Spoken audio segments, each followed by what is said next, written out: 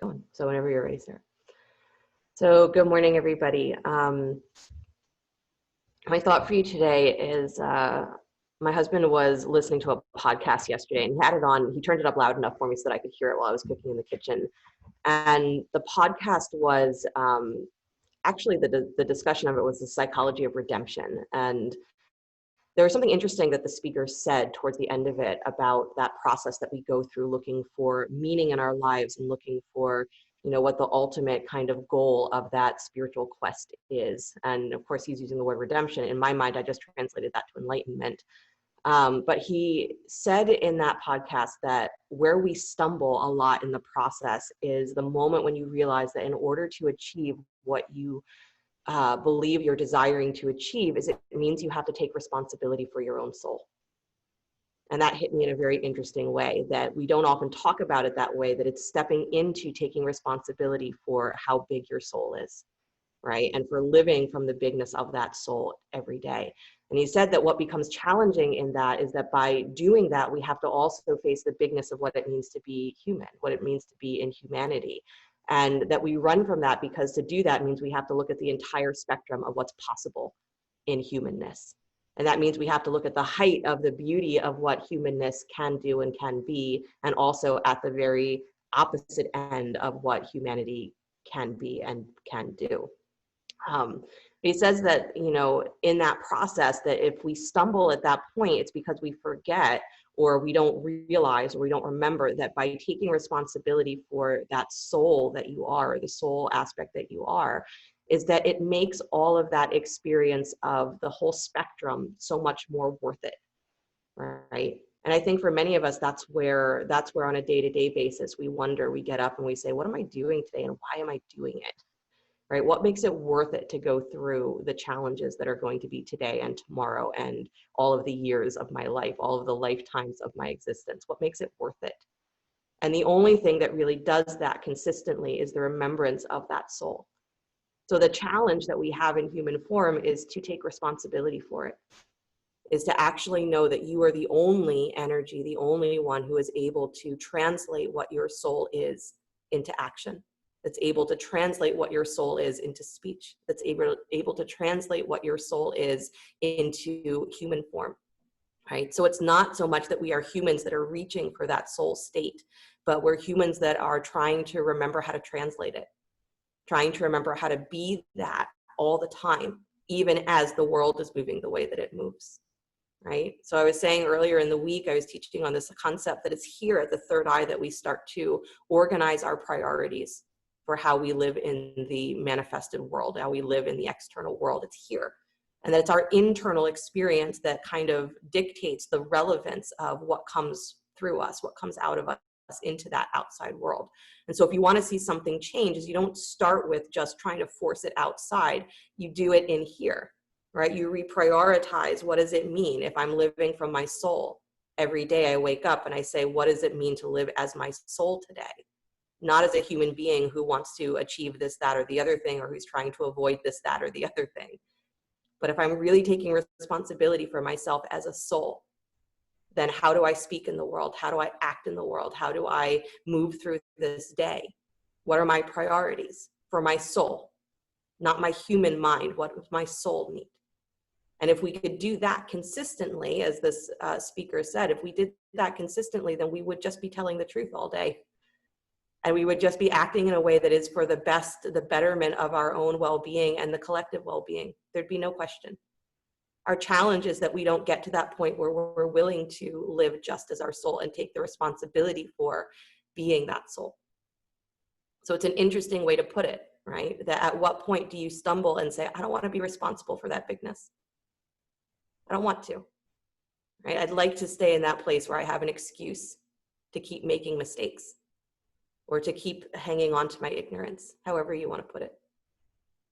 So being responsible for your soul is what we practice to do, is can I find in me what it feels like, the priorities that are my soul, instead of the priorities that are my mind. And we do that here. So eyes closed if you're not there already.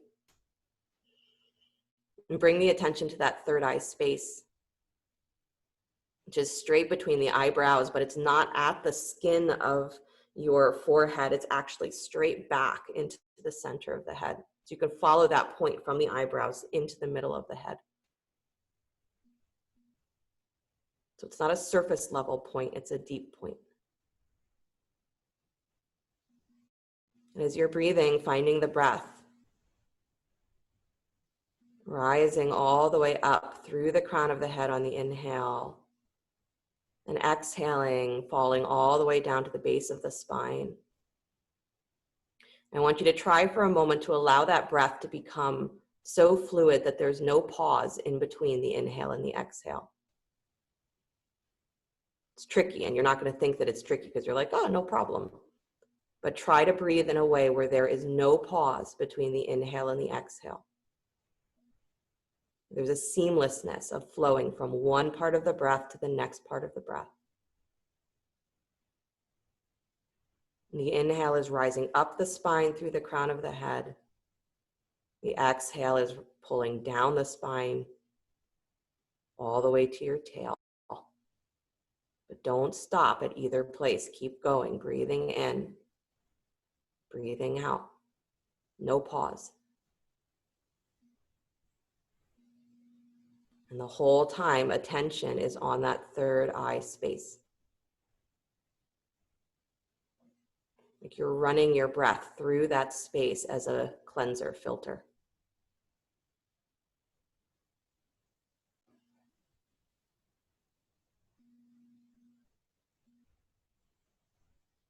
Remember, no pause between the inhale and the exhale. Just fall into the cycle. Let the breath carry itself. Don't get caught in that physical body sense of, I have to pause between this part and the next part.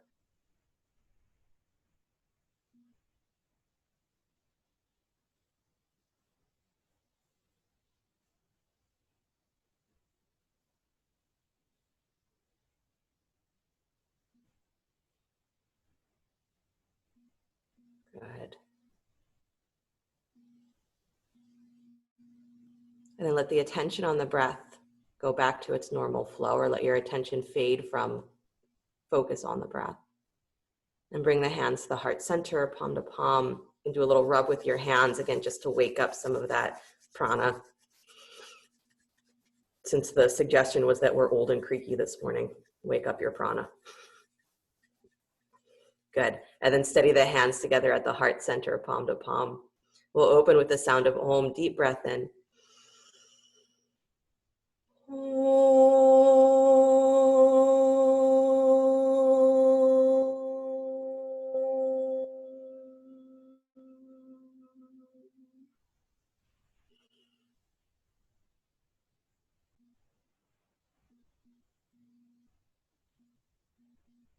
Let the eyes float open. Nice, you guys. Release your hands, please. Then come forward onto hands and knees. It's a very interesting breath to practice, right? That cyclical breath where there's no pause. I highly recommend that I'm doing it myself. Good. Start to take big hip circles, please. Move the pelvis. And there's something about that where you stop creating, or you stop falling into those separations that seem like they're very natural. Because of course what yoga says is our basic misunderstanding of things is that we perceive the world to be full of separate things, when in fact there's no separation. Right? We perceive ourselves to be a physical body and a physical mind that is different than all the other physical bodies and physical minds. But at that level of the soul, there's no difference. So what does it mean to have the priorities of your soul? It means, can you step out of those places where you have habitually looked at the world as difference? I know we can say that ad nauseum, but does it actually compute in your brain what that feels like? Move your hips the other way, please. So the breath is one place where we can start to feel that there is a difference between not noticing the pause between your inhale and your exhale, and actively not having a pause between your inhale and your exhale. So difference between noticing where your mind is picking up differences And then going to a space where your mind is not picking up differences. Come back to stillness, please. Stretch your right arm out wide to the right. Good. Slide behind your left wrist. Right shoulder finds the floor. Turn your gaze, thread the needle. Walk that left arm forward to straight. Good. And push into that arm that's on the ground. So don't just rest it there, but actually push down into that arm so that you feel a little bit like you can lift your chest and your right side ribs up away from the floor a little bit more. Good. And then you can start to draw your left rib cage back a little bit more, scoop into your low belly. Nice. One more breath. Good. And then release and come back up to hands and knees. Go to the other side. So take your left arm out and wide. Slide it behind the right wrist so your shoulder finds the floor. Make sure that when you do that, that you're not scrunching yourself too short. So make sure that your shoulders are still forward enough that your hips are right on top of your knees. They're not falling back towards your heels. Good. Nice, Jessica. Just root into your shins a little bit more. There you go. Yeah, so everybody root into your shins a little bit more in case you've forgotten about them. Good. And then you're pushing into that left forearm on the ground so that there's an activity that runs from the arm up into the shoulder. So the shoulder that's supporting you is not just passive, but it's actually being asked to engage. And then that right shoulder, right rib cage can move back in space a little bit more. Nice. And scoop into the low belly again. Weight in your shins. Good. And then bring yourself back up to center, hands and knees.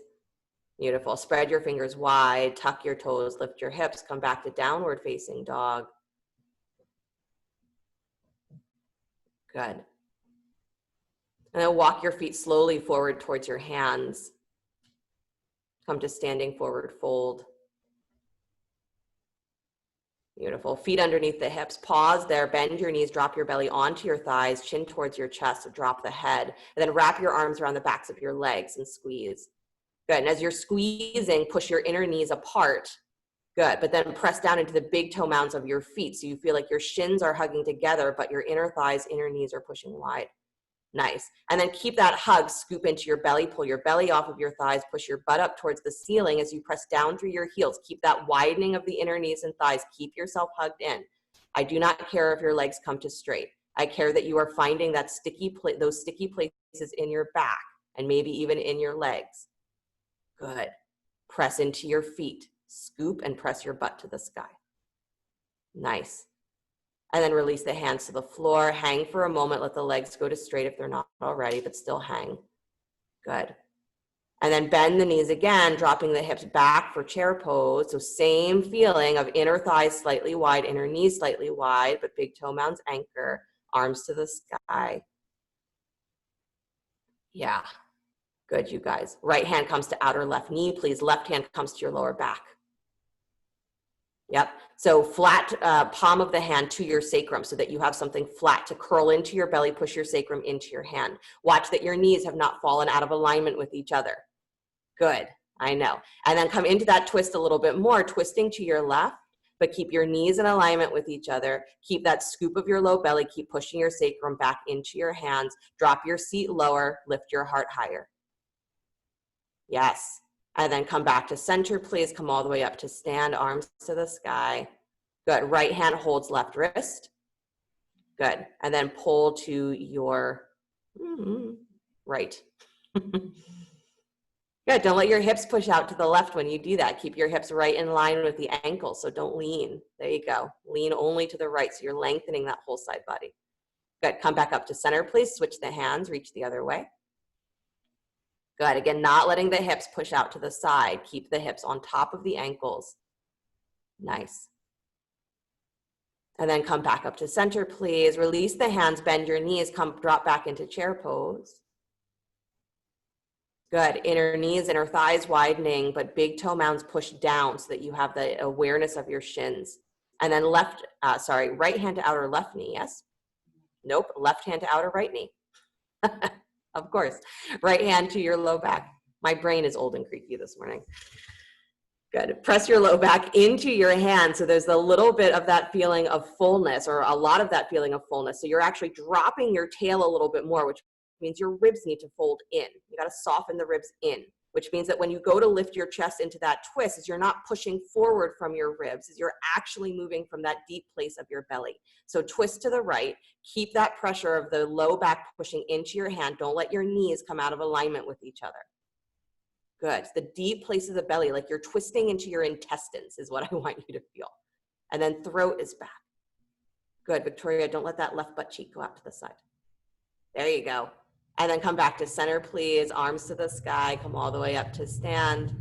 Good, right hand holds left wrist. Reach to your right. Beautiful. Don't let your hips go out to the side. And then I want you to take your hands towards the diagonal, towards the upper right-hand corner of your mat and round into your back body. Good. So the arms are still up overhead and you're just doing sort of like you're preparing to do a dive over that right upper corner of your mat. Good. Round into your back. Good. And then from there, keep that roundness. Take that left armpit open a little bit more. Take the heart towards the sky, but don't let the hips twist. Yeah. And then come all the way back up to center. Good. Switch the hands, reach the other way. So reaching just straight to the left first. Good. Don't let your hips go out to the side. And then take your energy towards that upper left-hand corner of the mat. So the hands dive towards the upper left-hand corner. Your ribs pull in, so round into your back. Again, hips are still on top of your heels. Good. And then keep that roundness in your ribs and in your back body, but start to take that right armpit open a little bit more. Take your right rib cage open a little bit more. I want it to feel like it's starting to really elongate that space between your right armpit and hip. Good. And then come all the way back up to center. Nice job. Bend your knees. Please drop back to chair. Hands on onto the tops of your thighs. Cat cow your spine. Good. Also in this podcast, a comment was made is that what really makes us successful is our ability to have these little mini, this is the way he put it, little mini micro deaths. Continuous micro deaths, which allow for adaptation and growth and change. But I like that he put it that way because usually that word death is something that we run from because it feels so final. He says, but it isn't, because you are in the process of dying all the time. And this is what the yogic teachings tell us, is that that's impermanence, is we are in the process of dying all the time. So what are the priorities of the soul, that of what is continuously being reborn? Because we're in the process of that too. Good. Come back to stillness, please. Drop the hands down to the floor, straighten the legs and fold. Nice, you guys. Step your right leg back behind you. Nice long lunge. Good. Drop the back heel. Baby toe parallels the back of your mat. Take both hands inside the front foot so that front knee points towards the second toe, but your hands are inside. Good. Walk to your right just a little bit until you start to feel resistance. So keep that knee pointing straight ahead. So the legs are like they're in warrior two, but your hands are moving just a little bit to the right. Good. Again, don't let your butt pop out. Please keep your hips drawing in line with your heels. Good. Scoop into that low belly a little bit more. Nice. One more breath. Bend your elbows a little bit. Let yourself drop a little deeper inside that knee. Good. And then walk yourself back towards the top of your mat. Don't change that back heel. Just keep it where it is. And take your left arm inside your left shin and take your right arm to the sky. Good. Yeah, so you're pushing your shin into the arm and you're able to push the arm and the elbow, maybe even the shoulder, depending on how low you are, back against that shin. So your butt cheek has the ability to, again, pull in towards that midline and your back thigh can get a little bit more lifted. Nice. Take that right arm over your ear, please. Reach. Good, but open your chest just as much. Turn your heart to the sky. Yes. Good, you guys. And then take that right hand to your right hip, please. Take your gaze down towards the floor. Slide that left hand forward to the floor or a block. You're coming into Ardha Chandrasana. And then go ahead and stack the right hip on top of the left. So half moon pose. Once Victoria's looking at me like she has no idea what I just said. Half moon. Right hip stacks on top of left. Right arm goes to the sky when you've got it. Flex that foot. You got it.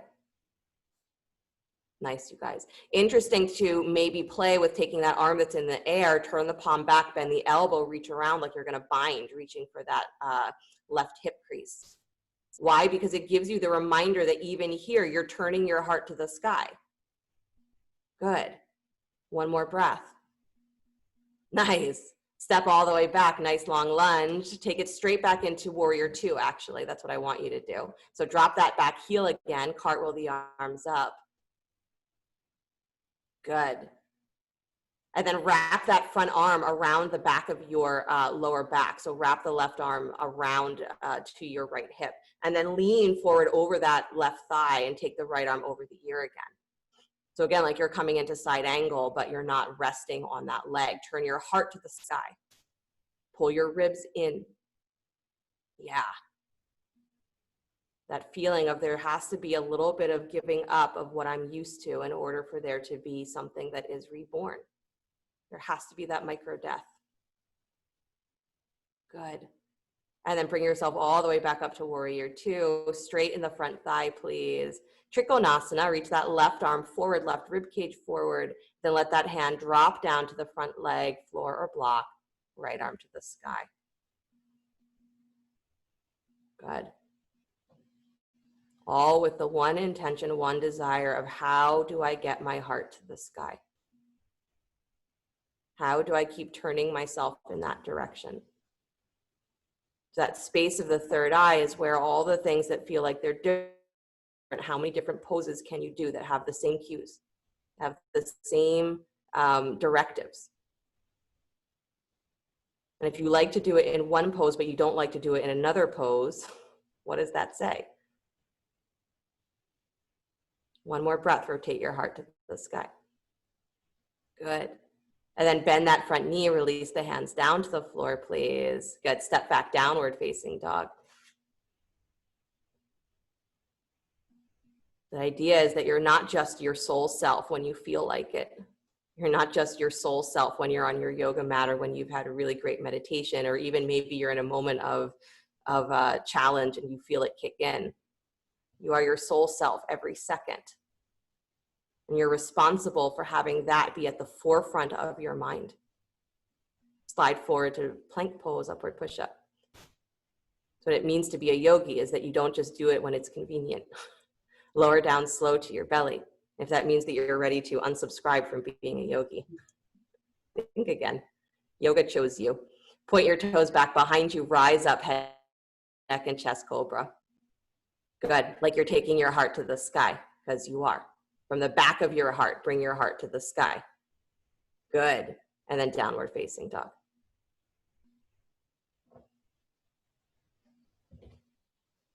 Nice, you guys. Right foot steps forward between the hands. Good. Take your back heel flat to the floor. Baby toe parallels the back of your mat. Yeah, so right foot is forward. You got it. Good, Victoria. Walk your hands inside the front foot. Keep your knee pointing straight ahead, but walk your hands to the left just a little bit until you start to feel resistant. And then really see how you can draw that right butt cheek back and in and give a little bit more lift to your back thigh. And then try and take your ribs away from that front hip. So again, you're elongating, you're making space between the armpit and the hip. Good, and the legs have to hold you. So that back thigh has to be doing equal work to the front leg. Good. Nice, you guys. Squeeze your feet towards each other. This is to help that achy, creaky feeling that at least my model was complaining of having. Move the blood, move the prana. Good. And then walk yourself back towards the top of your mat. Don't change the legs. Take that right hand to the inside of your right shin. Take your left arm up to the sky. Good. So Jane, take that arm to the inside of the leg if you can. There you go. So you're pushing that forearm against the inner shin, and then you're squeezing the inner shin into that forearm. So again, you're engaging that whole leg action, not just the foot, not just the shin, but it's going to get the whole leg awake. And then bring your heart to the sky. Ribs in. Nice. Good, you guys. Back thigh has to do some work. Nice. And then left hand comes to your left hip. Please take your gaze down towards the floor. Good. Ardha Chandrasana, slide your hand forward, take your weight onto that right leg, and then stack the left hip, toes turned to the side. Good. Left arm comes to the sky when you found your balance. Beautiful. And then even here, it's the same thing as you're turning your heart to the sky, and you want that space between the right armpit and the right hip to stay really elongated, so the top of that right thigh pulls back, but your chest moves forward. And if you want to play with that half bind, the arm that's in the air, turn the palm back, reach around, find that outer right hip or ribs, and then take your heart to the sky. Good. Even if you're falling, heart to the sky. Nice. And then step back to warrior two, please. So take that left leg back down to the floor. Cartwheel the arms up. Nice. Good, you guys. And then wrap the front arm, right arm wraps around your lower back, reaching for your left hip. And then take your right shoulder forward, lean forward over that thigh. Take the left arm over the ear, side angle. Squeeze your feet towards each other. Good. That dragging together of the feet, but the lengthening, the widening of the thighs is what helps create this feeling of expansion, even though we're holding the body very stable. Draw your ribs back and in, rotate your left ribs to the sky. Good. Every single pose, if there's a priority in you, a priority in your life, it means it has to be happening all the time, some way, some form. Bring yourself all the way back up, arms wide. Straighten the front thigh, Trikonasana. Good. And then reach that right rib cage forward, extend. As you do that, start already to lift your hip points up towards your low ribs and send your tail towards that back heel. And then let the right hand touch down, front leg floor or block, left arm to the sky. And if you couldn't do the little pelvic action before, try to do it now, where there's a feeling that your front hip points are lifting up towards your low ribs, and your low ribs are folding in like they're going to meet your hip points. Good. And your tail is lengthening towards your back heel, but your sternum is pulling up and beyond the toes of the front foot. Heart to the sky.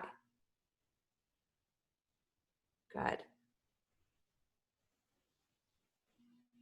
The third eye space is the place where, if our attention continuously can go there, rest there, is that we can move in the world in a way where our priorities, our soul priorities, are the things that are driving us, orienting us. But we got to get there first. Bend that right knee, please. Release the hands down to the floor. Downward facing dog.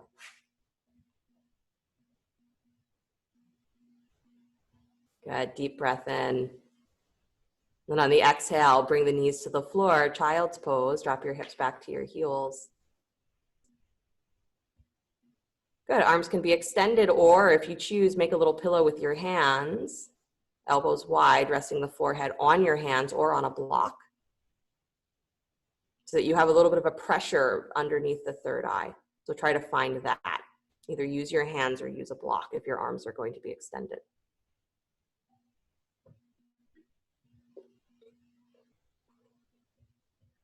Good. The continuousness of the breath.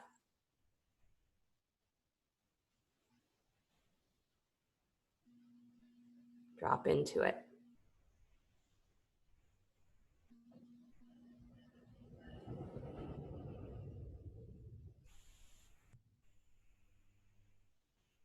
I think if we can come to a place where we are not constantly trying to judge the priorities that we have or what our mind insists is important, we go beyond that to a place where there is a unity between what we say and what we do and what we are. We start from that. The rest of it will organize itself. It will take care of itself. But what you are responsible for is your own soul. And you're responsible for bringing that to the forefront of what you say and what you do.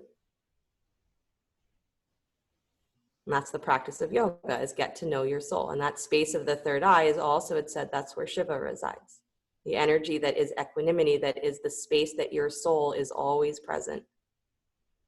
So if you're like, I don't know how to be my soul, I don't know how to get there, yoga gave you a roadmap. It's right there at your third eye. Walk yourself back up, please, to hands and knees. Good. Come back, downward facing dog.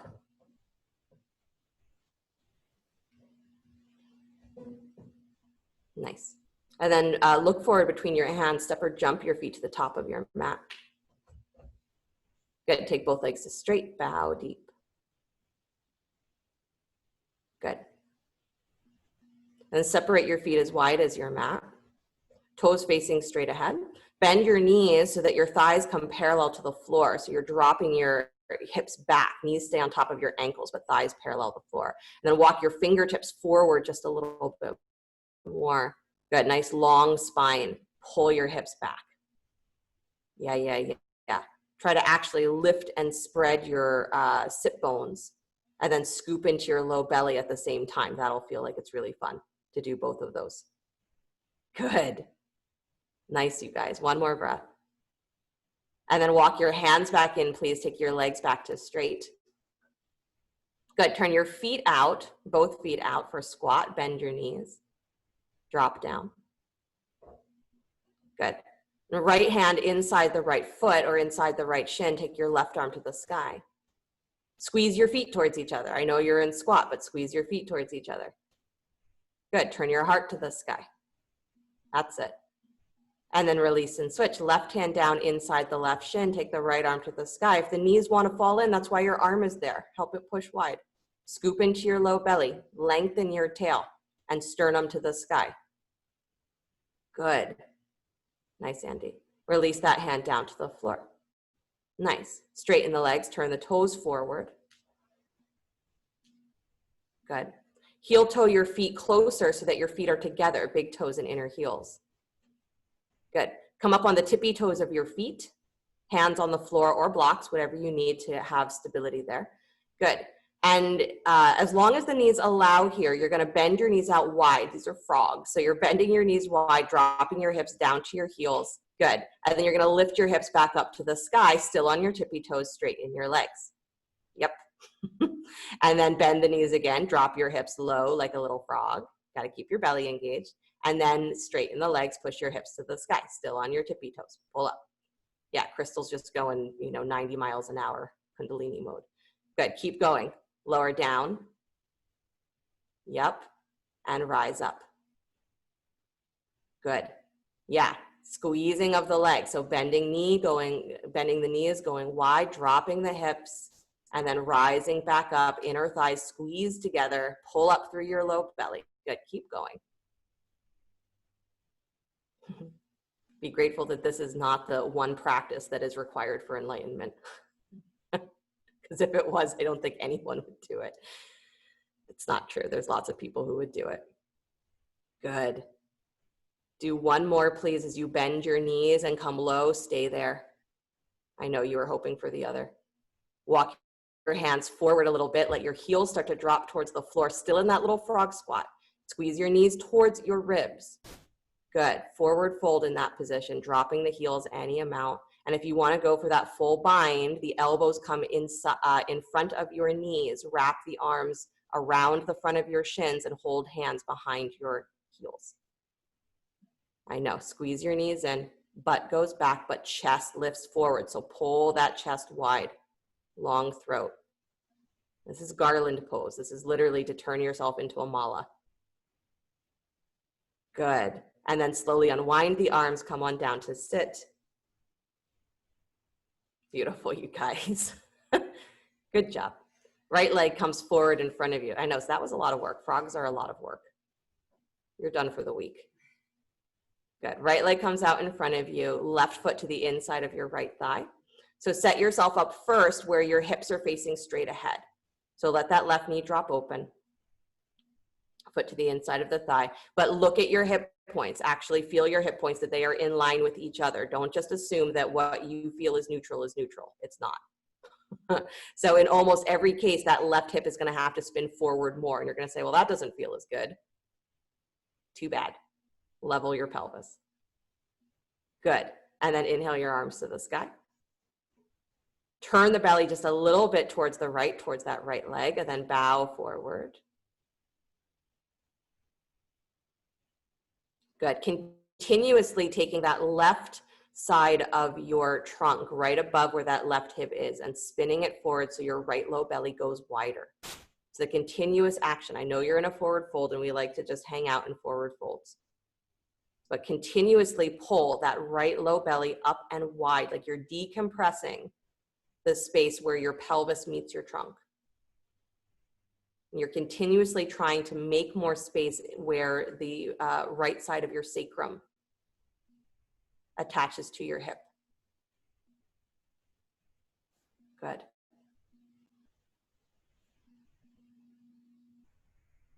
Nice, you guys. Even a little bit more, right low belly pulls wide, wide, wide.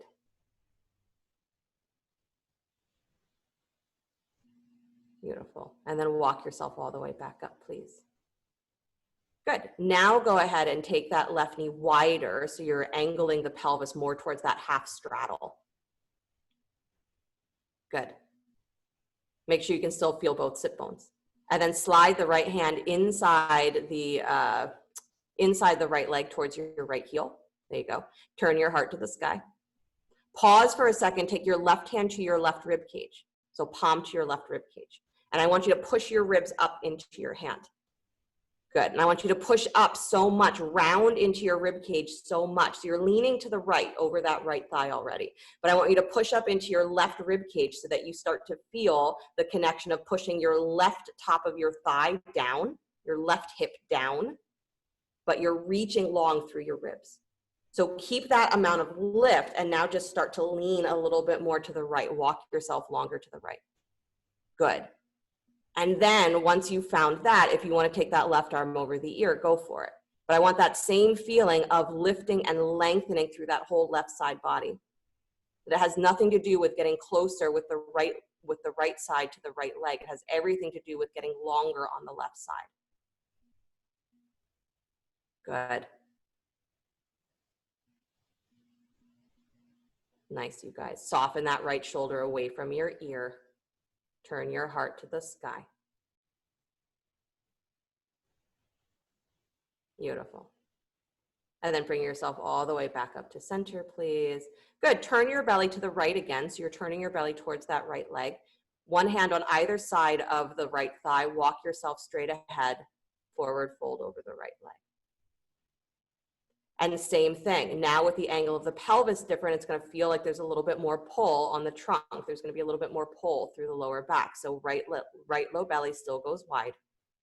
Left low trunk is turning in. Good. You could use a strap here too if reaching the foot is not a possibility, or if reaching low on the leg is not a possibility. Good, you guys. And then walk yourself back up, please. Good. And then switch the legs. Take the left leg straight forward in front of you. Right knee bends, bottom of the foot to the inside of the left leg. Level your pelvis. Put your hip points in the same line with each other, even if that feels awkward and not the way that you like to do this pose. Put your hips in line with each other. Good. And then arms to the sky. Twist just a little bit to the left. So again, you're just moving the ribs square over that left thigh and then bow forward. Good. And it's the left low belly continuously lifting and widening, and that right side of your trunk continuously pulling forward and in. And that right sit bone stays anchored right where it is, moving back and wide. Good.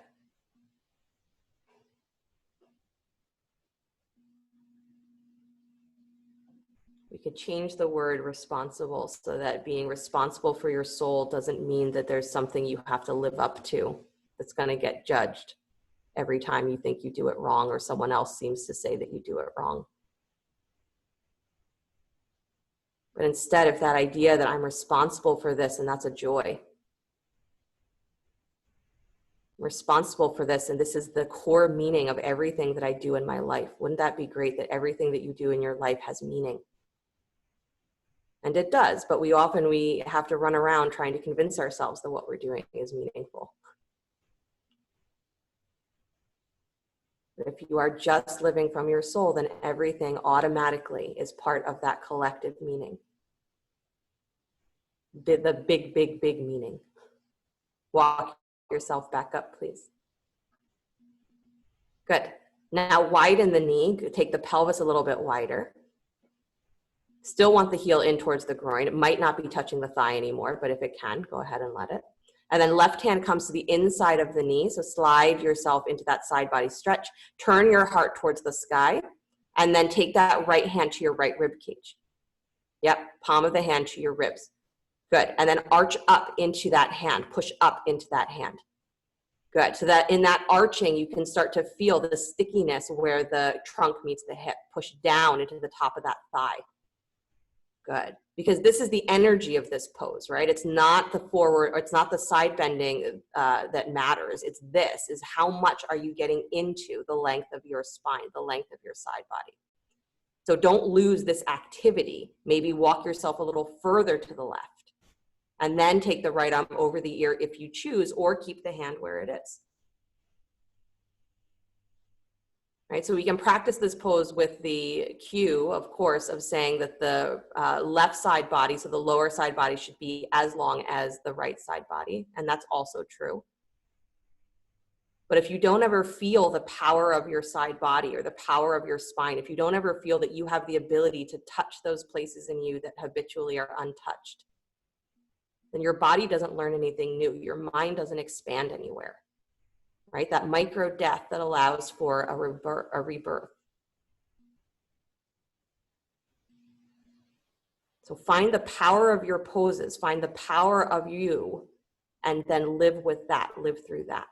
And the power of you is your soul, not your mind.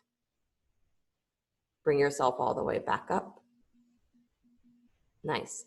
And then turn to that left leg. So one hand on either side of the thigh, turn the belly, and then walk yourself straight forward, forward fold. And again, left low belly's pulling wide, wide, wide. Right above that right hip is spinning forward, but your sit bones are pressing back and wide. Good. Focus on that turning of the belly.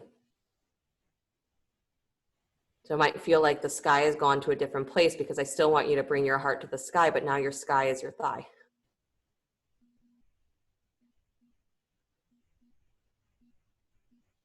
Good. Priorities, if they are coming from that soul place, it doesn't matter what the circumstances are.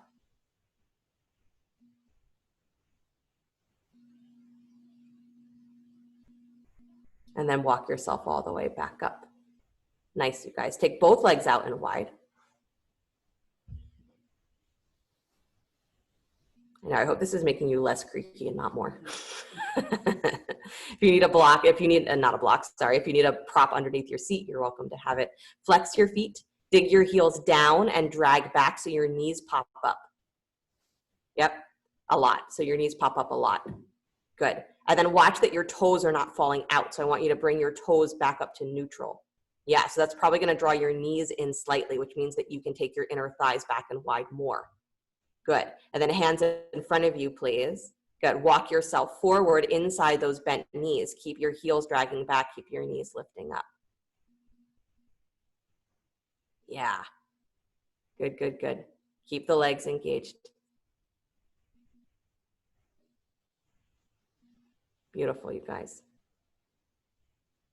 Deep into the hip sockets. Pull those thigh bones up and in and tilt your pelvis forward. Good. And then one more breath where you are. And then stay in the forward fold. Just start to press out through your heels. Good. Take the legs out to straight. Just let the knees come back down, but don't do it in one fell boom. Extend the legs like you're really pushing out from your hips while you're also pulling your thigh bones up and in. Nice. And then relax for a second. Just drop yourself into your forward fold. Don't worry about how far you come or don't come, but relax into it. Maybe your lower back rounds a little bit. Maybe your upper back rounds a little bit.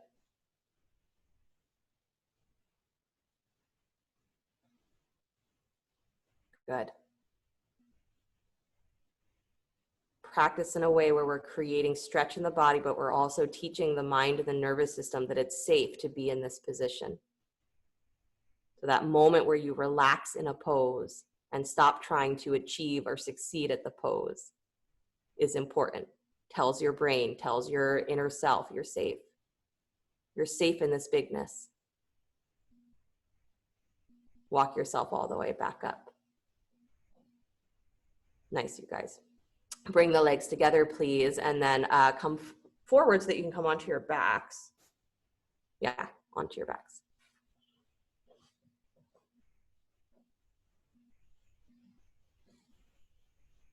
Good. And then bring the knees up and towards your chest, please. Take your right thigh on top of your left, so stack the knees, right thigh on top of left. Separate the feet, reach for your ankles or your shins. Good. And then you're drawing the knees in towards your chest by scooping into the lowest part of your belly. Draw your knees in, and then push the low part of your sacrum down to the floor and relax your shoulders.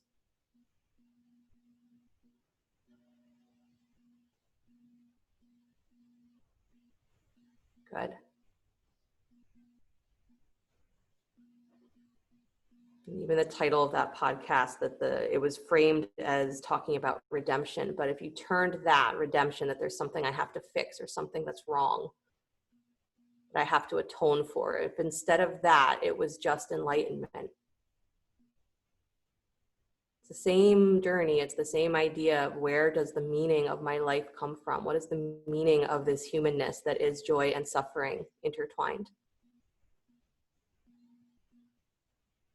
And if I am a soul and I'm responsible for that, how do I live that through this human experience that is joy and suffering intertwined?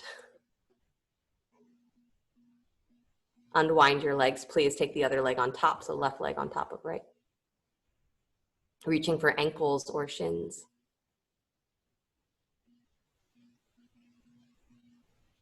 Good. And again, the knees are drawing in towards the chest, but your low back is pushing down to the floor.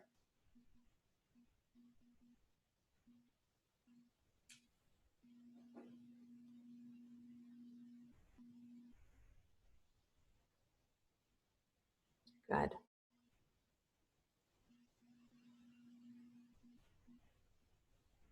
And then slowly release the legs, hug the knees in towards your chest. Good. Place your feet down to the floor, feet flat. Set your arms alongside you into robot arms. Good. Press down into your feet and feel that dragging of your butt towards your heels. So I want you to find that in your pelvis first, like you're drawing your spine long. So it's the same thing you just did. You're just finding that low edge of your sacrum pressing down to the floor and the tops of your thighs almost moving towards your toes. Good. And then you're pressing down into the arms and start to lift your armpits up towards the ceiling. So upper arms stay on the floor, but armpits lift up, and you're still pulling your butt towards your heels. So if your butt started to slide up towards your head, push it the other way. Good. So you're lengthening the low back as you lift the armpits, arch from behind the heart, long throat. Rise up to bridge pose, but keep the same action that you're moving from your armpits, pulling up, push down into the arms. And as the hips rise up, you're pulling your butt towards your heels, but you're pulling your sternum towards the crown of your head. Good. And you're doing both at the same time. And as you rise up higher and higher, it's that space underneath you that is relevant. It's not what does my body look like at its height, but what is the space around me and underneath me that's being created. So what it means to be that soul is that it's not about what you can personally achieve. It's what is the sole priority of this embodiment. It's the space that's around you and underneath you and inside of you. What are your priorities from your soul, not your mind? What are you here to be, not just what are you here to do? Release the hips down to the floor. Good.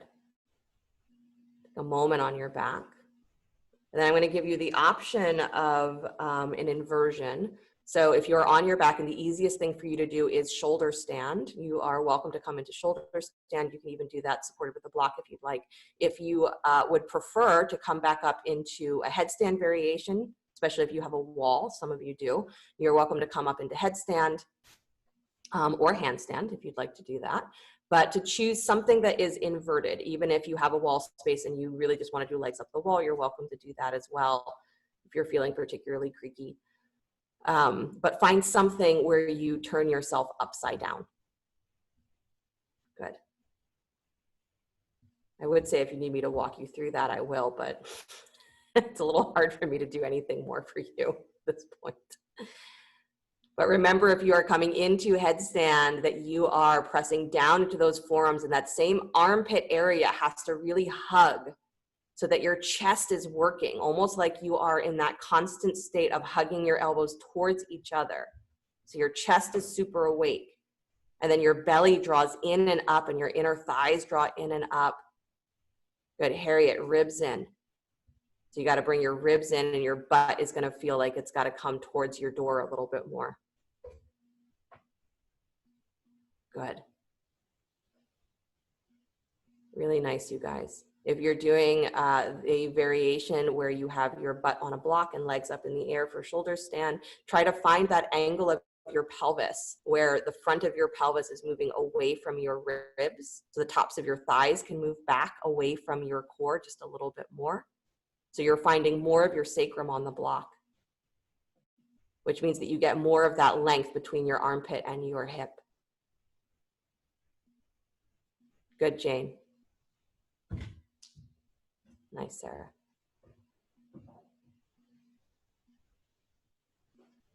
Nice, Kristen.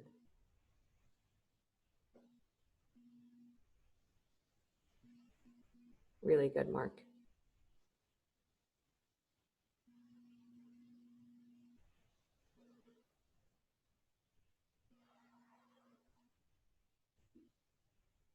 Susan, your legs look great. I can't see the rest of you.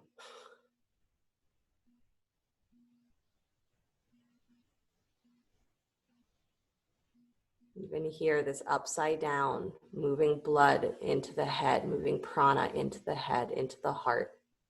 It's why we invert, one of the reasons why we invert. Can you bring your prana, bring your attention back to those places where their priority, the priority of yourself, can reorient itself to the soul and not the mind,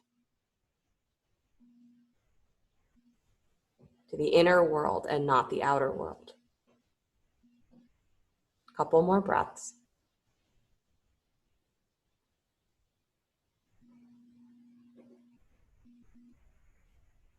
And then as you feel ready, slowly come on down. If you're in headstand, bringing the knees in towards your chest, softly coming down to the floor. If you're in shoulder stand, rolling down the spine, gently bringing the hips back to the floor. Find yourself either resting on your back for a moment with your knees bent, or if you are just in headstand, maybe a child's pose or sitting on your heels. Let your spine find itself.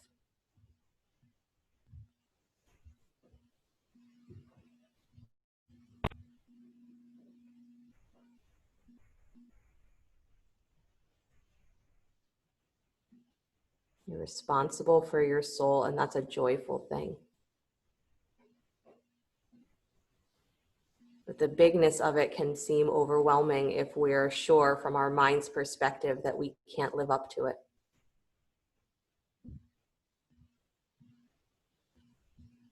So the unveiling of the reality of enlightenment is that there's nothing to live up to. It's only a question of what priorities are moving you through the world. From your internal self, what priorities are moving you through the world.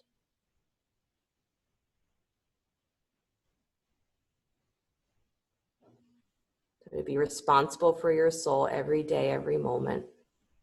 It's your practice. Find your way back onto your back if you have come up to do your inverting.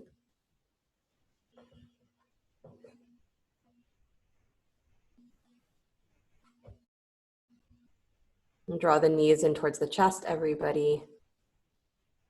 Good. Cross your right thigh on top of your left, wrapping the legs like you would for eagle.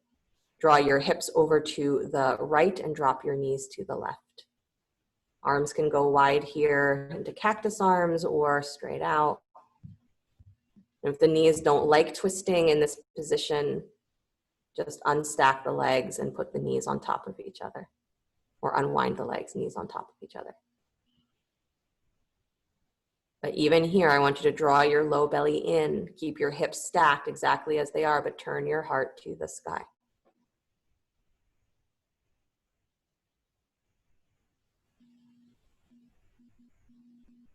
Good. And then slowly unwind the legs, come back to center. And then switch the wrap, so left leg on top of right. Send your hips over to your left, drop your knees to the right. And same thing, arms wide. And adjust. If on this side the knees don't like being in this position in a twist, then go ahead and unwind the legs and stack the knees. But keep the fullness in your lower back. Keep the neutrality of the hips so they're stacked truly on top of each other, which might mean that you actually have to move that right hip further on top of the left, and then turn your heart to the sky.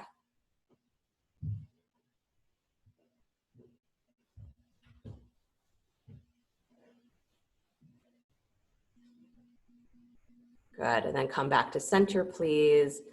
Hug the knees straight in towards your chest. Bring your forehead up to your knees, squeeze in. Hug, hug, hug. You're gonna push your knees into your third eye. There you go. And then release, please, stretching the legs out in front of you, arms alongside you, palms facing up. Shavasana. Optional if you'd like to set your mind in a little breath work, to go back to that cyclical breath where there is no pause between the inhale and the exhale, or mental alternate nostril where you are breathing in, following the breath into one nostril, exhaling through the other.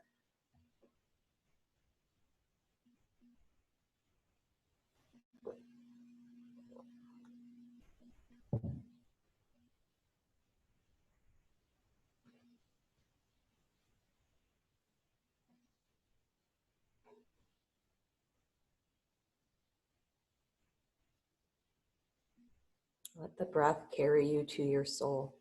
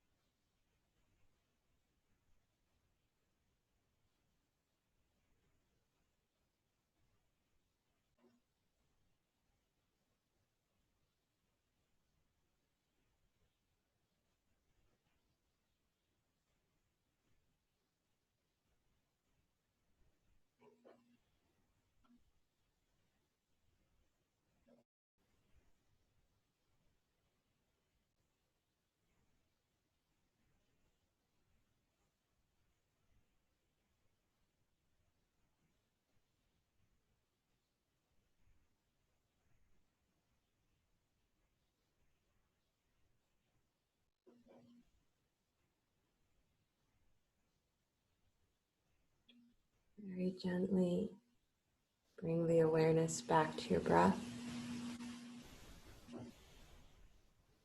back to the body that breath is breathing, even if it's creaky. Start to let your body stretch and move, whatever ways serve it well. And as you're ready, draw your knees in towards your chest. Roll to your right side. Take a moment there before you begin to push the floor away. Come back to an upright seated position.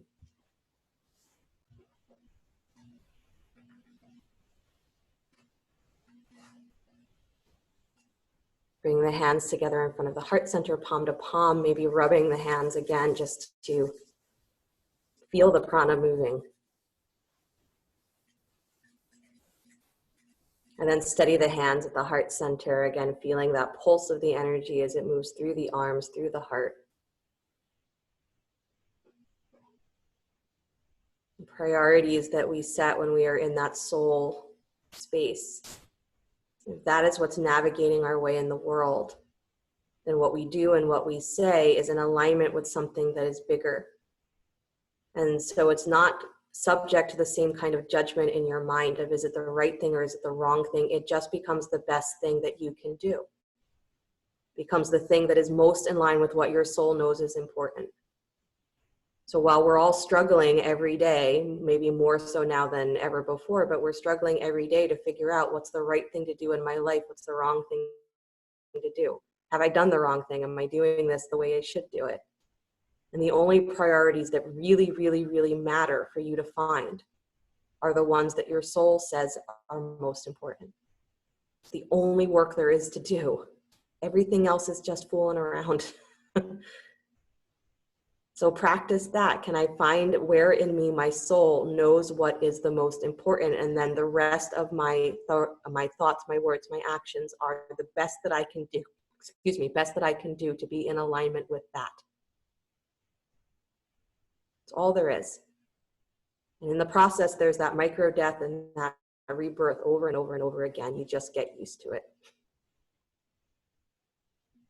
But get in touch with what are the priorities of my soul and live from that. Deep breath in for Om.